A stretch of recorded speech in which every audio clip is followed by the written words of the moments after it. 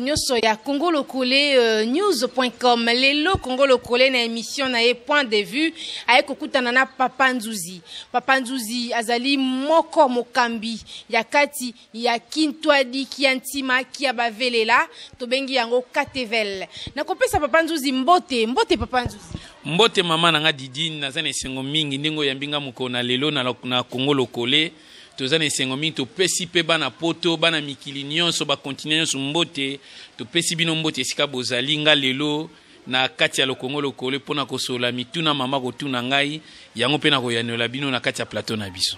Merci Papa Nzuzi toko umela temba la moko na lingina yeba Papa Nzuzi oyebisa biso na nutoyo kayo bien lingomba oyo o présenter na nu yango oyebisa biso pe ekomaki ndenge nini yo okoma kokamba yango oponamaki na libota obengamaki ndenge nini po yo lelo ozala mokambi ya Kintwadi Kiantima kia bavelela Katevel. Expliquez na nous na internaute nyonso bayeba ebandaki boni o présenter bango Katevel olobi Papa Nzuzi azanani oyebisi biso pe obengamaki ndenge nini pe tokobengo nani ngunza longi pasteur diacre ofungoela bana poto po bazotungisa mama moite mangi mingi mama na ngai eloko tokoloba Katevel elinkoloba Kintwadi Kiantima kia bavelela c'est-à-dire lisanga ya batu ya mitema mpeto. Maintenant nazwaki révélation ngo liboso ebandaki na Kimbangu telama vova diambu elongo kila bandu c'est-à-dire Kimbangu telama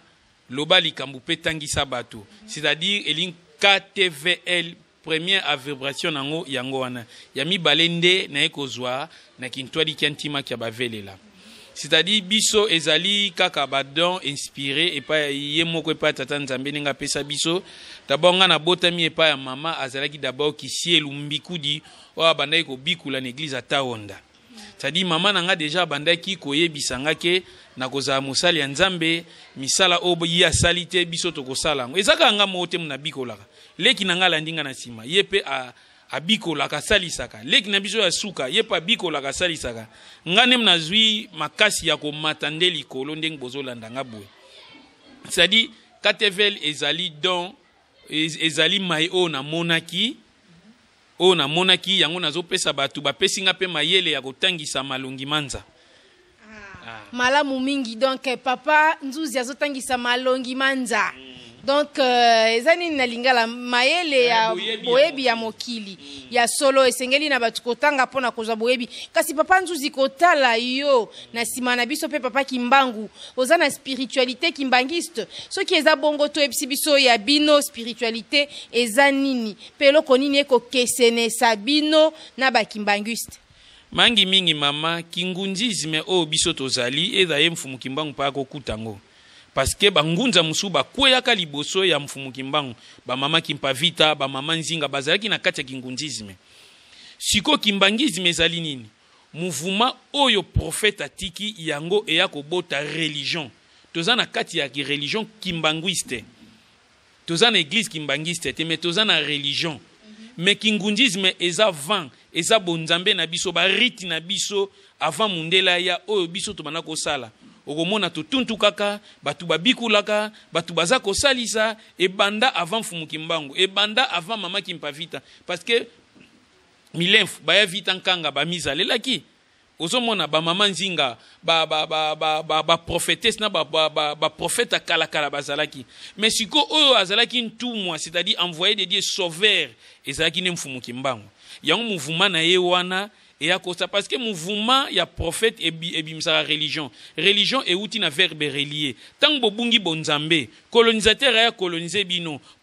nani nzambe atindi mobikisi nde mobikisi oyo ayaka na tango ya colonisation yende ayaka na tango apasi yende mutatika la leader kombo na yende ko telema likolo pona ko eya ko bima na religion yango biso to bimi na religion kimbangisme mais rite na biso eza kingunzisme, c'est-à-dire kingunzisme ezali na kati ya bangunza nyonso ndenge babanda kosalela.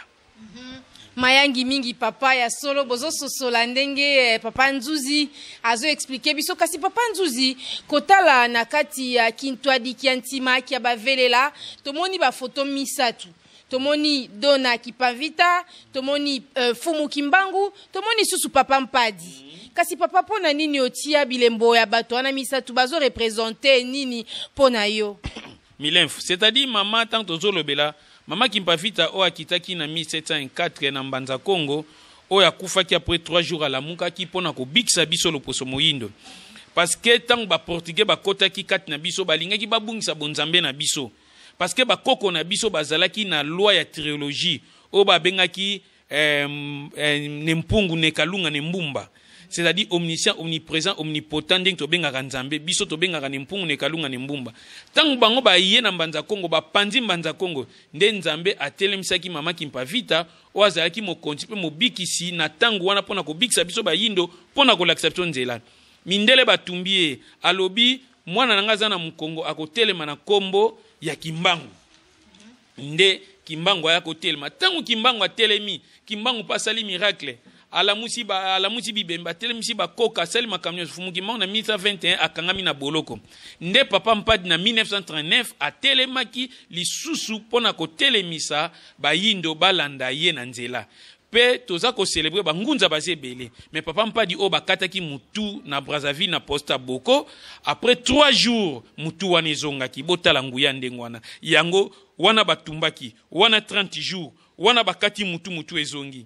yango ba miracle loko elekaki makasi yango na chabango makasi ne befiji na ngai. Ah, merci ya solo to sosoli na bokebi tina nini otia bango na befiji na yo kasi papa Dona Kipavita ya lobaka lisolo ya Yesu Kristu mwana na Nzambe ndenge ko beta mandenge babetela biso na mindele alobi babongola yango alobi yango penzele kaka na Mbanza Congo. Est-ce que papa eza ya solo yo poko ndima makambo wana? Mangi mingi milenfo na bandeko baziko landa ngai. Tangu mama Kimpavita alobi ke milenfo Yesu Masia azali auta na nord et pardon Angola. Mais soto zui diangenda lobaki ke Jésus auta na nord Angola. Ozui pape Jean-Paul II na Jeune Afrique alobi le Christ est africain, Dieu est noir, encourageant les Africains à chercher leur authenticité. C'est-à-dire nazana mikanda wana na ebite soki na koyi ko laksango. En tout cas la kisango surtout Jeune Afrique au place pape alobi Christ mangi mingi o ezali Jeune Afrique oyo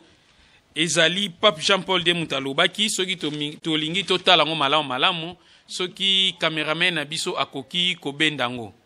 Na ebite soki akoki ko bendango obendi yango malamu.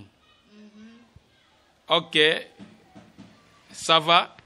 Awa siko balobi awa voyage du pape na 1980 Zaïre, Congo, Kenya, Ghana, Burkina Faso, Côte d'Ivoire. Le Christ lui-même est africain, affirme Jean-Paul II. Dieu est noir, encourageant les Africains à chercher leur authenticité.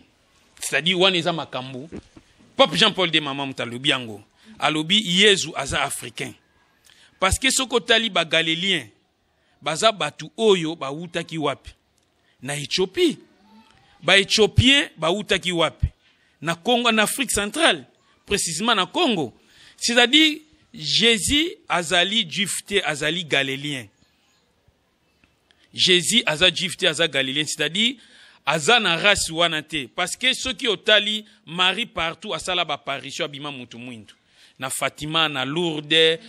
na Nzete Kauka, awa Jean-Pierre Tilegu tutusola ganaye. Olandi na Angola, Olandi na Portugal, Olandi na Brésil, partout, abima mutu mwindu. Ce qu'abima mutu mwindu, moi, na goza la couleur nini? Noir.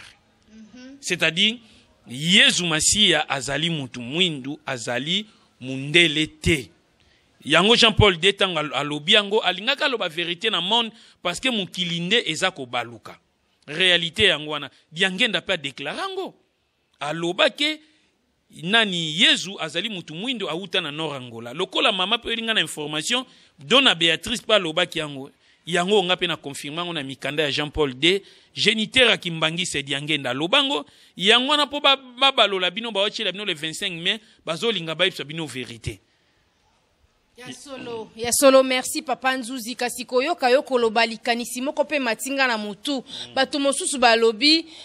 chaque peuple azalaka na guide spirituel na ye totali ba asiatique bazana Bouddha tozongi na ba musulman bazana Mahomet soki totali mosika ba israélite bazana Jésus Christ kasi biso ba indo guide spirituel na biso ezana nyezaka Jésus Christ te baba mindele kuna soko ke na Israël bandimaka Yesu te hein. So ke kuna bamba ndima Yesu te bango ba ondima ba Abraham ba Moïse na bango. Ozo comprendre chaque one nzamba tindaki prophète obino boko tatola oyo asali miracle obino bomoni oyo a guérir batu oyo alamusi bibembe amonisi ba aveugle asali miracle ndenge na ndenge. Mais biso ti lelo chaque race ezondima prophète na bango c'est pour cela baza ko mata baza ko inventer. Tous en a 5 principes de civilisation. Oyo batu bazo bongela. 1 religion, 2 politique, 3 calendrier, 4 écriture, 5 inventions. C'est-à-dire religion biso peuple noir religion esate. Politique amalunga tilelo bazo manipule biso pa mindele. Calendrier tozana ngote. Écriture tozana ngote 5e nzambe so amoni bo respecter apesa na bat invention. Invention eza makambu ya kela cité. Eza il faut bokota na spiritualité na bino nde bokoye ba kwa inventer. Oyo bazo diaboliser bino eza bondoki yango eza nde bosolo pona komema bino bokende liboso. Bino bobwaki bikeko, bobwaki biloko me église catholique ape bino bikeko Maria ba tout consort eza bikeko te. Kaka ya biso eza mabe. Yangwana tozongela nzambe ya bakoko na biso nde tokozwa bonsomi tokende liboso po mutu mwindo akende liboso azongela kitine tango azaki na Egypte yangwana mama nazalaki na Merci mingi ba ndeko internaute ya Congo Lokoleto souffle moke bolanda na bilili ba témoignage o bino bolobaka ki mona meso ba tulampaka ba mona mpeleve na ba uyango tolanda nanu ba témoignage ya papa na mama oyo ba sekwisa ba ndeko na bango kaka na nzela ya papa Nzuzi donc na kati ya Kintwadi Kiantima kia bavelela bolanda ngana bino tokutani juste après témoignage oyo. Mbote mama. Mbote mama. Mama omoni batu balingi mama batula pakaba mona peleve na ba bana poto baliba yeba ya solo penza yoko kono akufaki pe papa Nzuzi alamusi ye. Koko na ngaya akufaki asalaka 2 semaines. Abanengo lamuka te abanengo liati abanengo tala te. Ale siko yonga na vani ngalobe bo siko mwana wa kulamukila ndenge ni bo tozaki na kati hospital ba infirmier balobi bo bima bo kini mama ye ngalo nazali suna mbongo te. Ale sikoyo lera lo akte nazali suna mbongo tenga papa Nzuzi mkomusu na mona ka ba yibaka biloko na yi mena mona ka bana ko kuzongisa loko moko na misu na ngai tikana na kene komeka na kimi mbangu lena kinengena ndaku na ko kuti na kati ndaku ngalo Panzuzi ngai mwana kuna 2 semaines koko azolamuka te alia kati aloba kati misu kanga maka apema kakaka ya lobi ya solo wana kende na ko ya kolanda alenga na ye na ngai na hospital na zonge na nga na talabo ya ye alobi wapi mwana ngana lo mwana yeyo atali mwana loboki kutoka mai na pombe ale mama moko azala kiriki para zuma yi apesi lera pesa ki mai altali kana est boy abwaki ba mai na bakoya ya hospital na ndako abwaki ala yekota mwana azuma yi wana abeti mwana miso alobi koma mwana ngana lobi kutonda Julien ale abwaki pa na komba papa kimbango ale mwana ale alamuki to sepela kanango matondo mingi mama merci ale to lalaka na tongo na butu to la lobe na tongo to lamo misweke na gauche et na droite ete kenanga na gauche boy mise tenga mizole tenga melonge tenga makole tenga ko boy bo siku mwana ngako mbo ndeni ato kimimba papa wanzo to zongi to keko panzu mwana la musaki lobi mwana yenyo sa tenga makikote moko papa nzo lobi bon kende na ko yakolanda lera yaga na libogi moga mukebo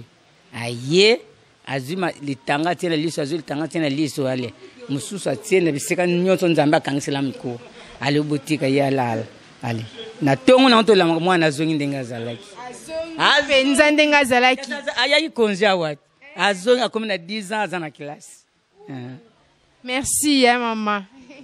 Mbote mama. Papa yo poza kaka na kati ya kintu adiki antima kia bavelela. Tolingi toeba bikamwa nini ezoleka awa. Po bato apoto bazotuna. Lobiko awa ezosalema na ndenge nini. Yo po okiko témoigner kamoko o na nzela ya Papa Nzuzi mutu pe azwi lobiko to askufi asekwi.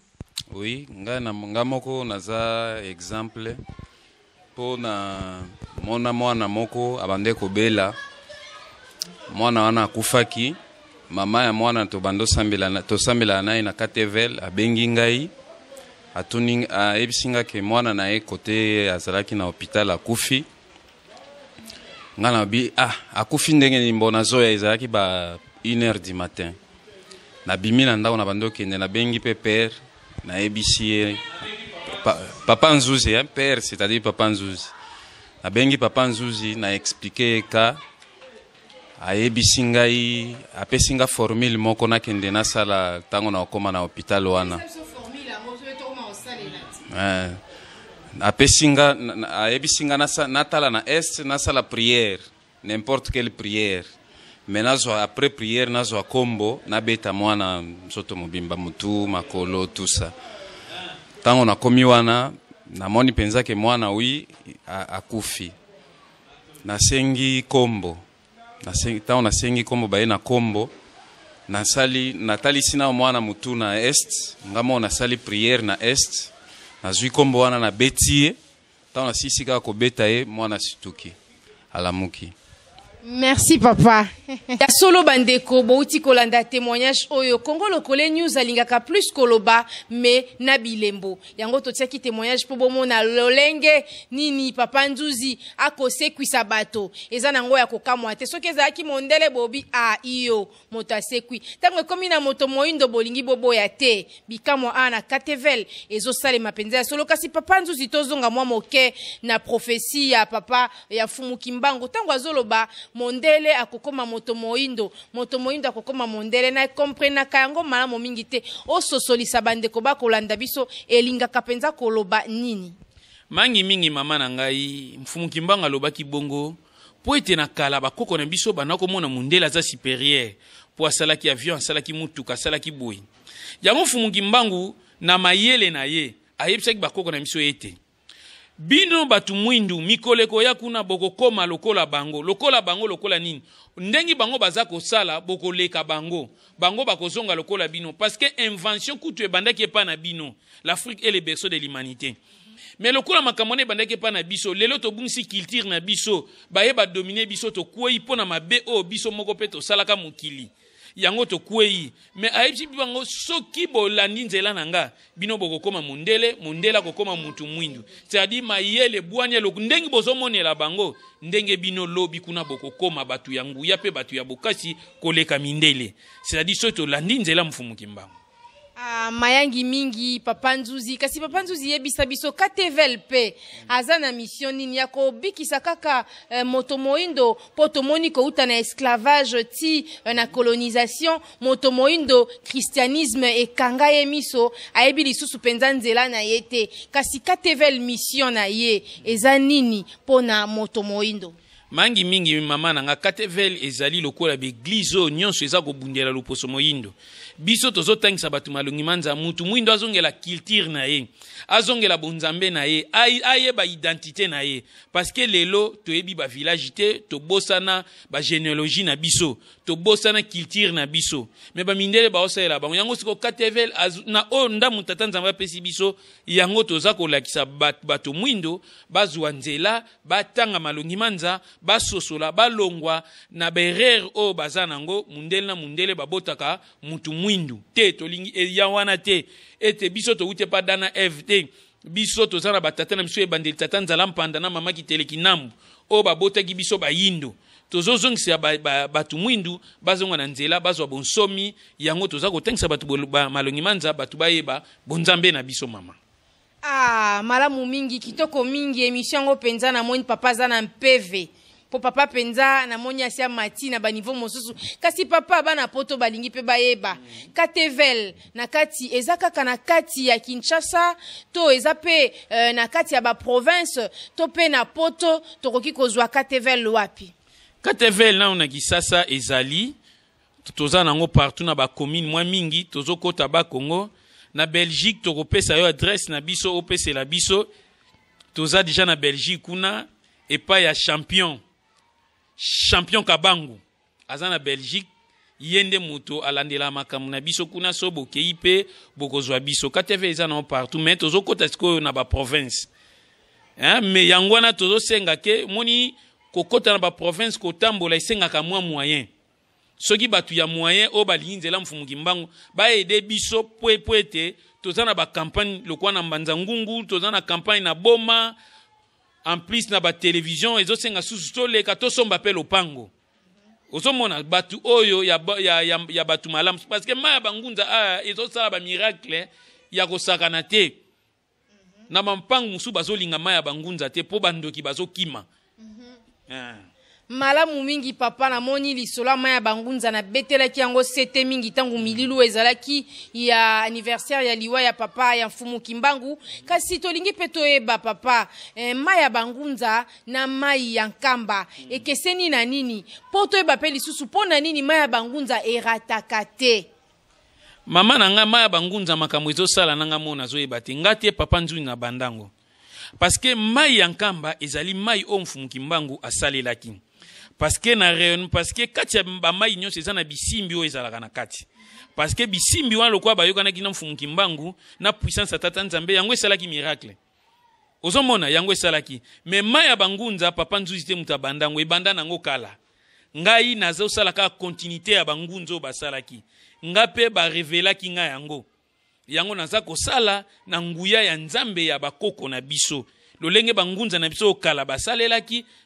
pesinga si révélation yango nga pe naza kosalisa oyo nga lokola eza kosalisa miracle salaka nga na yeba te nga na yozwa kaka oyo ke no mona yango batu nde bayaka na témoignage ezalaka te na bina mutu yozwa omona pe batu bazwi yango 10 esali na batu 7 misusu pe 3 esali te wana etali yango moko wana etali nga te me nga na salaka yango ndenge balakisela nga yango batu bazomona ba miracle nango ya solo merci papa nanga tozonga mwa sima touti kolanda ba témoignage o batu bapesi lobiko ko ute pai na o batu kosekwa bakoka kotambola batu ebele kozo ba solution kaka na sima ya libondeli ya papa nzuzi kasi yo moko o réaction na yo eza nini koyoka batu koloba bongo esale makana lolenge nini po lobi oyebite me kasi tango monaka bikamwa ngo kokokisama obelelaka prière kaka ndenge papa lobi totali na est ale bikara liloba isala mandenge nini kondima wana ezaka ndenge nini pana yo mama nzambe asala kana ba sorte misato likamususu okoyi komona ngona nzoto likamususu bakoki koyebisa yo likamususu kati na yo etindi c'est-à-dire soki biloko wana misato na kati nange yete ngape moyena lobezate il faut sima c'est-à-dire l'invisible essouffler ngai na sala ngote yako komona miracle te soki basu lokola papa alobike amonaki mutu akufi wana za pasteur na biso ya njili papa kipepo ayebisi ngai adepte na ye kuna akufeli mwana hôpital makambo wana na lotaki yango deja na ndoto adepte moko akufelaki nazwaki kombo na betaki prière oyo biso tobengaka mbila tulendo azwa ngo akende osalela ngo atala na este ndenge na lotaki na butu na yebisi ye pasaleli yango lokola za na foi ya mfumu Kimbangu ya nzambe ya bakoko na biso tobelaki nzambe ya mpungu vidi mukulu nzakomba mungu tango abeleli bango lokola ye papa kipepo amuswahili abeleli na Kiswahili na koma mfumu Kimbangu yango mutu ana lamuki mama oyo mususu alamusi mutu ye akobenga nga na ndaku koko na ya kufi na lobine kende nde bayebisi nga telema kende kosala musala nga na tindelaki yo yango wana na telemaki soki batindi nga te na koyi kosala miracle te pe miracle ba proclamaka ngo te ya komona miracle te batu tango baye yo pesika mai nde bango nde bakoya na ba témoignage wana nde malamu menga na koko proclamer miracle te yango wana mama nazalaki matondo mingi papa nzuzi esengo pende tondinga na biyano na yo kasi papa na mikili ya poto bibliothèque de congrès wana ezwami na États-Unis bango bakotanga bakosala ba recherche bayebi mingi na makambo ya papa Simon Kimbangu wana toke bongo na ba prophétie na ye papa alobaki ete roi divin moko akoya roi divin wana kombo na eza Kwatulendo wana nde akotombola Congo sur le plan social, culturel, paix spirituel, je crois. Kasi Congo ane kokoma manaka. Papa lobaki pe lisusu tokolia mbongo moko tokozala na lingomba moko tokomi wapi na ba prophétie wana ya papa ti lelo ezoko kaka te toyebi te roi divin akoya kombo na ye Kwatulendo akoya mokolo nini ekozala yende moto akokamba Congo po Congo ekokoma bongo royaume wana selon prophétie ya papa okoki kolimbola te na bato bakolanda po yo oza na bwanya oza na boyebi ofungola tango mosusu nga pe na yebi mingi te mingi mama nanga eloko tokoloba avant Kwatulendo aya liboso fo kinduzi mabundu c'est-à-dire bitumba mangomba lokola na poto babandi kotelemela batu makambu ya l'église étrangère c'est pour cela eloba makiti na Kisasa yango moni batu nyonso bakomi ka mfumu Kimbangu tangu yo komona batu babandi kobunda pona makambu ya mangomba bazolinga susu kombo ya ba Jésus te kombo ya ba Mahomet te kombo ya Songolo Mpakala te balinga kombo Kimbangu baba simbwe tangu wana nde nguya ya Kwatulendo ekoya sini o ekomonana na Congo tangu bokomona tangu wana bamindele bazwi mboka na biso toko dirige su mboka te tangu wana Kwatulendo akomi koya poete eloba maka deja na Kwatulendo avoya il faut signa liboso kinduzi mabundu bitumba ya mangomba soki likuma bitumba mangombe salami boye baba sinya Kwatulendo yangona tangu boko mona bamindele bakoya mingi kwa envahir mboka na biso balingi ba dirigeango tangu wana nguya Kwatulendo ebandi ko salama mbongo oyo bomonaka ete mbongo oyo ya biso moko oyo mutu mwindu anyata mundele Fumu Kimbangu bimisaki yango na besi ngombe akala baza nango tangu batuni Kimbangu na Mbanza Ngungu yo kolesa batu nini yo omemi batu ebele oza na eloko nini Fumu Kimbangu alakisi mabele abimisi mbongo mutu mwindu anyata mundele lingombe kotikala moko tokotikala na religion moko lokola religion d'état lokola ba européen baza na religion d'état christianisme ba musulman baza na religion d'état islam biso pe religion d'état na biso kotikala kimbangiste yangwane kozala religion d'état mais beteni bakosambela na kombo ya Kimbangu religion d'état c'est-à-dire politicien na biso nyoso ko prêter serment na mibeko ya Mfumu Kimbangu soki nde o prêter serment na mibeko ya Mfumu Kimbangu wana nde politicien na biso nde ako prêter mibeko wana nzela Mfumu Kimbangu totika na religion d'état yangwane to lobi lingombe kotika la bobele moko mayangi mingi papa nzuzi ya solo papa kasi yebisa biso eza pe ya solo ete Congo yango tokobanda koloba Kikongo monoko nde tokoloba tokokoma na royaume selon prophétie monoko ekozala moko Kikongo constitution pe bakoma na Kikongo makambo na papa nzuzi ekokende penza liboso ekosimba mingi bango ndenge balobi na Kikongo biso awa toza na 4 langues oyo ezo dirige mboka na biso ce mutu alobi Chiluba muluba zanani peuple bantu mutu alobi Kimongo azana minoko wana nyonso eza ya biso ba congolais ozomona nde likamu nyonso bavandaka parce que il faut toluka munoko oyo ekovanisa biso wana eza biso moko nde tokoyokana na 4 langues na biso nde ekovanisa biso po tokende liboso mayangi mingi papa tokomi kokoma mwa moke na suka émission na biso kasi papa nzuzi oyebisa biso mwa motuna ya suka elingi mwa kokimanga oyebisa biso bato balobi ezalaka na lolenge moko bakangaka milimo ya bato na ebite soki na chambre soki opime bakangaka ba âme ofungola biso toyeba kokanga âme ya moto bakangaka âme ndenge nini mingi mama nanga pona koyebisa yo Mfumu Kimbangu tanga komi na Mbanza Ngungu bamindele bamemi ye na ntsona nkulu na sima ya stade ya Mbanza Ngungu babisoki ya solo za motinda mi ya Nzambe lamusela biso bato oyo nyonso na cimetière ya ntsona nkulu Fumu Kimbangu abi Nzambia mpungu tala mundele satana linga mekanga Fumu Kimbangu lamusi bibembe me bibembe wanga ekezalaki na ba chaîne na kingo pona nini po ete milimo wana esambelaki nzambe ya bapaya ntango bakufi bakangi milimo wana nyonso na bakinkakasa eza baprison spirituelle oyo bakangaka milimo na biso. Ozomona esika nyonso colonisateur azali ye mutu azalaka chef ya kokanga milimo na bino na beglise na bango. Yango bakangaka milimo na biso. C'est pour cela omoni tangu yo kufi yo kanti kokono ake na molimo ake pa nzambe nzoka bakangi ye kuna asaka ba travaux forcés balesa ke bitabe balesa ke biscuit. Oui. Papa kolia bitabe na oyo kango pe mingi kolia bitabe pona nini kaka kolia bitabe na bakasho na bakinkakasa wana. Kasi mama oza mowumbu bakangi yo ozosala ba travaux forcés mutu akufa balesa ke bitabe.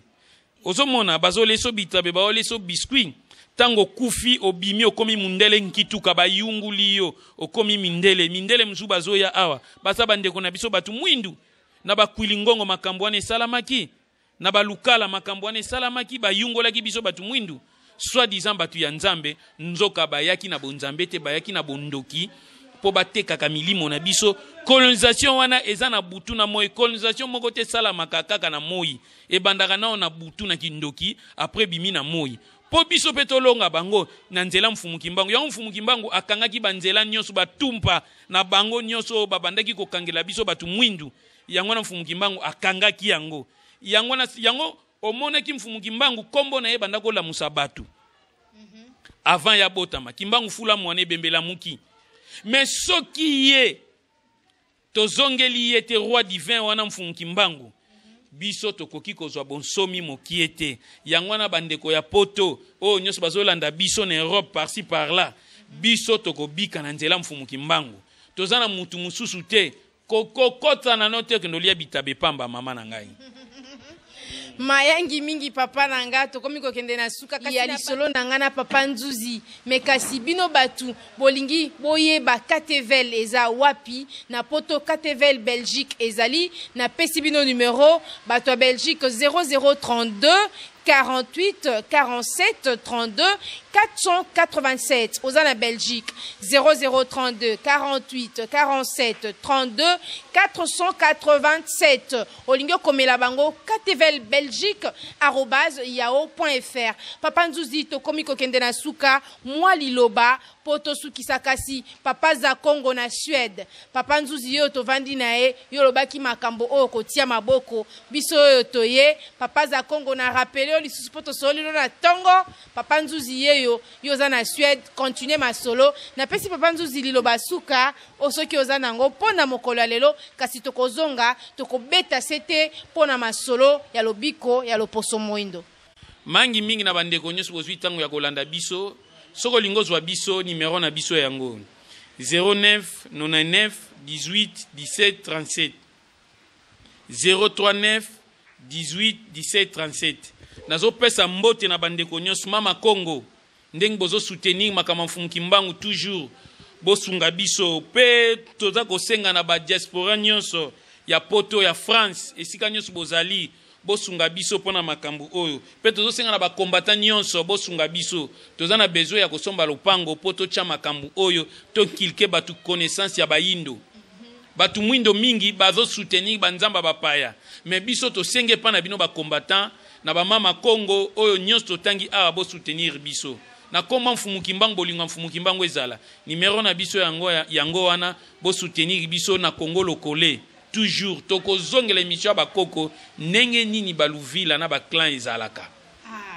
yango toko lakisa bino merci ma ingeta tokomi na suka ya lisolo na biso ya lelo point de vue ya kikokutana na papa Nzuzi azan longi na kati ya kintwa di kiantima ke bavelela boyoki ndenge ya limboli na biano na biso na bokebi pona kozongisa moto moindo na valeur na etokolemba te koloba Congo lokole akolemba te ko betisa lokole na masolo ya Katevel na masolo ya kintwa di kiantima kia bavelela na masolo ya bana nyoso ya mvuluzi bana ingeta na pesi bino ibobo ibuna tokutani na bino mbala ya sima. Merci na papa Bageya partout oyo azwi ba image oyo. Merci mingi na Marianne Mafolo oyo atamboli na biso. Merci na ba internaute nyonso ya Congo Lokole news.com, bana nyonso ya Ingeta, bana ya Mvuluzi, ezalaki maman Gudile na papa Nzuzi pona masolo ya Katevel. Merci papa Nzuzi, tokutani mbala ya sima. Ingeta mama, Ingeta ibobo kwani. Abari muzuri. Toi sakidila wabuni. Ah, voilà. De toi bou. Jambo. Jitunga eza ya biso.